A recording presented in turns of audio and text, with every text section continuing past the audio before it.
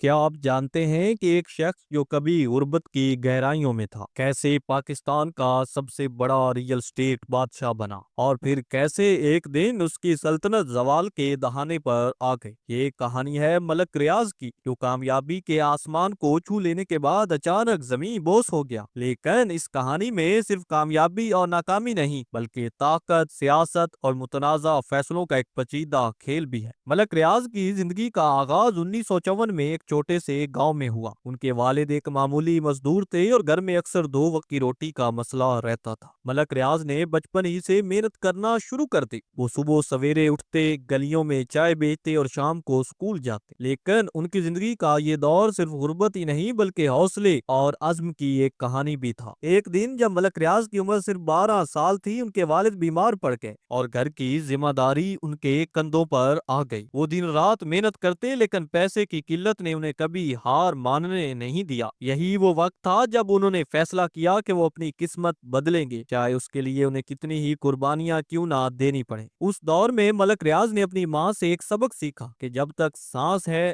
امید ہے۔ یہ سبق ان کی زندگی کا نعرہ بن گیا۔ وہ چائے بیچتے ہوئے بھی کتابیں پڑھتے اور مستقبل کے خواب دیکھتے۔ 1980 کی دہائی میں ملک ریاض نے لاہور کی گلیوں میں ایک چھوٹی سی دکان کرائے پر لی۔ یہ دکان ان کی زندگی کا پہلا موڑ ثابت ہوئی۔ انہوں نے یہاں پر پراپرٹی ڈیلنگ کا کام شروع کیا۔ شروع میں یہ کام بہت چھوٹا تھا لیکن ملک ریاض کی ایمانداری اور محنت نے انہیں جلد ہی مقامی لوگوں میں قابل اعتماد نام بنا دیا۔ انہوں نے پہلے اپنے گاہکوں کو ہمیشہ یہ یقین دلایا کہ میں آپ کو صرف وہی زمین فروخت کروں گا جو آپ کی ضرورت پوری کرے۔ یہ رویہ ان کی کامیابی کی بنیاد بنا۔ لوگ ان پر اعتماد کرنے لگے اور ان کا کاروبار آہستہ آہستہ پھیلنے لگا۔ لیکن اصل کامیابی اس وقت ملی جب انہوں نے 1996 میں بیریا ٹاؤن کا منصوبہ شروع کیا۔ یہ لاہور کے مضافات میں ایک رہائشی سوسائٹی تھی جہاں متوسط طبقے کے لوگ سستی اور خوبصورت رہائش خرید سکتے تھے۔ ملک ریاض نے اس منصوبے کو ایک خواب کی طرح دیکھا اور اپنی پوری توانائی اس میں لگا دی۔ لیکن یہ منصوبہ شروع کرنا آسان نہیں تھا۔ بینکوں نے قرضہ دینے سے انکار کر دیا اور بہت سے لوگوں نے اسے ایک ناممکن خواب قرار دیا۔ لیکن ملک ریاض نے ہمت نہیں ہاری۔ انہوں نے اپنی ذاتی بچت، دوستوں سے قرضے اور چھوٹے سرمایہ کاروں کی مدد سے اس منصوبے کو حقیقت کا روپ دیا۔ ایک دن جب بیریا ٹاؤن کا پہلا فیز مکمل ہوا، ملک ریاض نے اپنی ٹیم سے کہا کہ یہ صرف ایک سوسائٹی نہیں بلکہ لاکھوں لوگوں کے خوابوں کا گھر ہے۔ یہ جملہ ان کی عوامی شبیہ کا حصہ بن گیا۔ 2000 کی دہائی میں ملک ریاض کی سلطنت تیزی سے پھیلنے لگی۔ انہوں نے اسلام آباد میں بیریا ٹاؤن کا دوسرا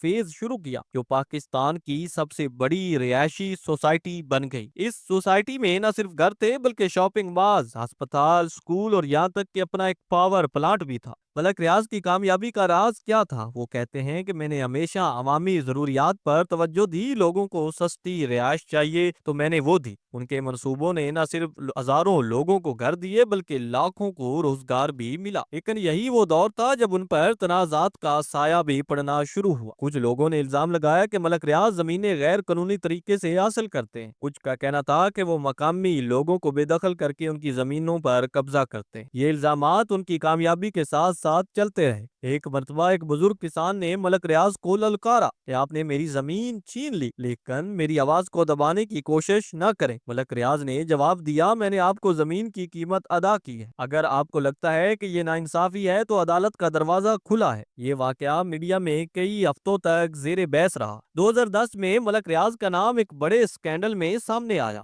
میڈیا نے رپورٹ کیا کہ انہوں نے راولپنڈی کے قریب ایک گاؤں کی زمینیں ناجائز طور پر حاصل کی۔ مقامی لوگوں نے احتجاج کیا لیکن ملک ریاض کے وکیلوں نے کہا کہ یہ زمینیں قانونی طریقے سے خریدی گئیں۔ یہ معاملہ عدالت تک پہنچا اور سالوں تک چلتا رہا۔ 2019 میں ایک اور دھماکہ خیز واقعہ پیش آیا۔ برطانیہ کی نیشنل کرائم ایجنسی نے ملک ریاض کے خلاف تحقیقات شروع کی۔ الزام تھا کہ انہوں نے غیر قانونی طریقے سے 19 ارب روپے بیرون ملک منتقل کیے۔ آخرکار ملک ریاض نے یہ رقم واپس کرنے کا فیصلہ کیا۔ یہ پاکستان کی تاریخ کا سب سے بڑا مالی معاہدہ تھا لیکن اس نے ملک ریاض ریاض کی ساکھ کو شدید نقصان پہنچایا۔ ان تنازعات نے ملک ریاض کو ایک پیچیدہ شخصیت بنا دیا۔ کچھ لوگ انہیں ایک عوامی ہیرو سمجھتے تھے تو کچھ انہیں زمینوں کا ڈاکو کہتے تھے، لیکن ملک ریاض نے کبھی بھی ان الزامات کو تسلیم نہیں کیا۔ وہ کہتے تھے کہ میری کامیابی سے لوگ حسد کرتے ہیں، میں نے جو کچھ کیا وہ محنت اور ایمانداری سے کیا۔ ملک ریاض کی کہانی صرف تنازعات ہی نہیں بلکہ فلاحی کاموں کی بھی ہے۔ انہوں نے بیریہ فاؤنڈیشن کے ذریعے لاکھوں غریب بچوں کو مفت تعلیم دی، ہسپتالوں میں مفت علاج کا بندوبست کیا اور سیلاب متاثرین کے لیے کروڑوں روپے کی امداد دی۔ لیکن کیا یہ فلاحی کام ان کی متنازع شہرت کو دھو سکیں گے؟ کچھ لوگوں کا خیال تھا کہ یہ صرف عوامی حمایت حاصل کرنے کی کوشش ہے، جبکہ دوسروں نے انہیں ایک سچا انسان دوست قرار دیا۔ ملک ریاض کے لیے یہ ایک پیچیدہ سوال تھا۔ ایک صحافی نے ان سے پوچھا کہ آپ کا فلاحی کام عوامی توجہ ہٹانے کی کوشش ہے؟ ملک ریاض نے جواب دیا، میں نے جو کچھ کمایا وہ لوٹا رہا ہوں۔ اگر یہ غلط ہے تو پھر انسانیت کا کیا مطلب ہے؟ 2020 کے بعد ملک ریاض کی سلطنت زوال کے دہانے پر آنے لگی۔ ان کے خلاف مقدمات بڑھنے لگے اور بین الاقوامی دباؤ نے ان کے کاروبار کو متاثر کیا۔ بیریا ٹاؤن کے کچھ منصوبے رک گئے اور سرمایہ کاروں کا اعتماد کم ہونے لگا، لیکن ملک ریاض نے کبھی ہار نہیں مانی۔ انہوں نے اپنے وکیلوں کے ذریعے عدالتوں میں لڑائی جاری رکھی اور اپنی فلاحی کاموں کو تیز تر کر دیا۔ ان کا کہنا تھا کہ میں نے جو کچھ بنایا ہے وہ صرف اپنے لیے نہیں بلکہ پاکستان کے لیے بنایا۔ ان کے ایک قریبی ساتھی نے بتایا کہ وہ راتوں کو جاگ کر پلاننگ کرتے اور انہیں ڈر تھا کہ کہیں ان کی سلطنت کا خاتمہ نہ ہو جائے، لیکن وہ ہمیشہ مسکراتے رہے۔ آج ملک ریاض کی کہانی ہمیں دو سبق دیتی ہے۔ پہلا یہ کہ محنت اور عزم سے کوئی بھی خواب پورا کیا جا سکتا ہے۔ دوسرا یہ کہ کامیابی کے ساتھ اخلاقیات کو کبھی نظر انداز نہیں کرنا چاہیے۔ کیا ملک ریاض ایک ہیرو ہیں؟ کیا انہوں نے پاکستان کو ترقی دی یا صرف اپنی جیب بھری؟ یہ فیصلہ آپ پر چھوڑتا ہوں۔ اگر آپ کو یہ ویڈیو پسند آئی ہے تو اس ویڈیو کو لائک کریں، اپنے دوستوں کے ساتھ شیئر کریں اور ہمارے چینل کو سبسکرائب کریں، اور ہمیں کمنٹس میں بتائیے کہ آپ کے خیال میں ملک ریاض ایک ہیرو ہیں یا ان کی کامیابی کے پیچھے صرف کرپشن اور طاقت کا کھیل ہے۔ اگلی ویڈیو میں ملاقات ہوگی، تب تک کے لیے خدا حافظ۔